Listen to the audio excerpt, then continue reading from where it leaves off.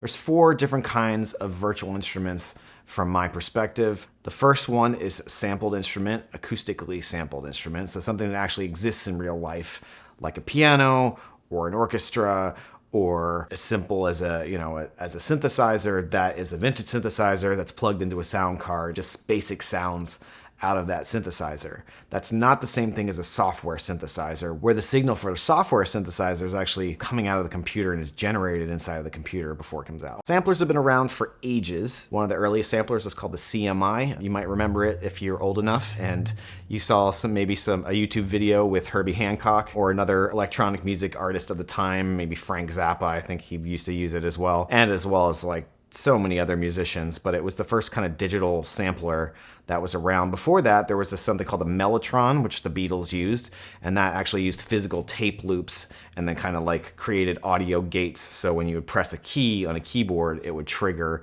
the sound that was already running on a tape loop. That was kind of the root of it. In the 80s, the CMI became very popular. I think the price tag was around $100,000, so you really couldn't own one as like a consumer or prosumer, really. Back then, you could probably buy 10 cars for that, I think. Later on in the 80s, they had samplers that were getting better and better from companies like Akai, who made the original rack-mounted Akai samplers. The machine is actually kind of a ripoff of the old MPC by Akai. That was a lot of hip-hop artists used the MPC. Akai and MPC are still around. They still make this product.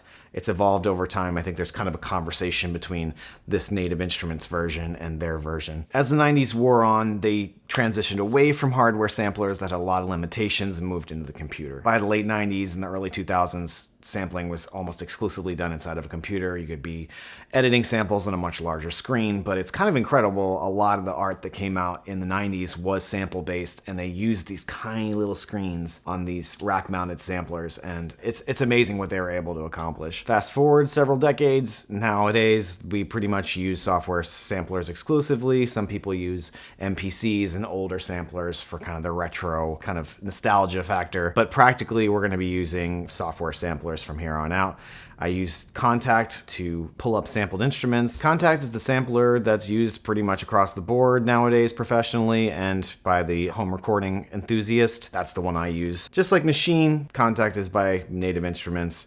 Native Instruments makes a lot of the sounds, and you're going to see their name a lot when you look around for virtual instruments to purchase. So I'm going to go in here right now, and I'm going to show you how Kontakt works on a base level. This is Kontakt. So very pretty icons, that kind of stuff. These are all the libraries that I have. What's a sample library is a specific piece of software that's compatible with a sampler. There's a bunch of different stuff in here. There's Broken Wurlitzer, Broken Wurly. It's by a company called Sonic Couture. They make a lot of great stuff.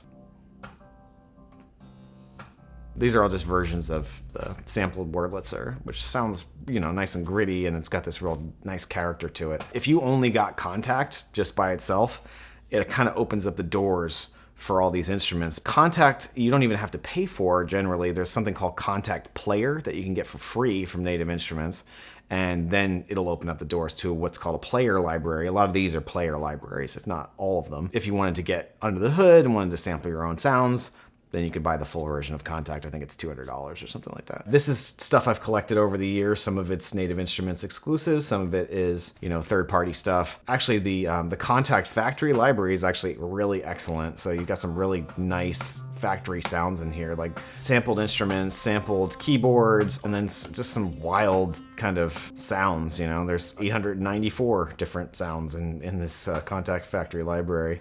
Weird metallic stuff and bass lines, all kinds of stuff. It's important to note that Ableton Live and Logic both have sampling kind of functionality. And so you can use that to make sampled instruments of your own, and you don't have to buy this piece of software. This is more kind of an access point for like a really wide swath of really nice instruments. Companies like Spitfire, like Sonic Couture, like I was telling you. Heaviosity is an incredible company. Output is an incredible company. Just like really high quality instruments. And I'm always coming across more and more player libraries that are incredible quality. Actually, I'm going to show you real quick in the back end of what this actually looks like. All right, so we're gonna go and we're gonna grab our Broken Wurlitzer. Let's just go in here and check this out. I just want to show you what it looks like under the hood here. So I hit this little wrench icon in the upper left, and it's showing me all of these kind of little filters and tuning. And if you go to what's called the mapping editor, you can see each one of these notes is actually sampled. So let me see if I can expand this a little bit. If you look, you can see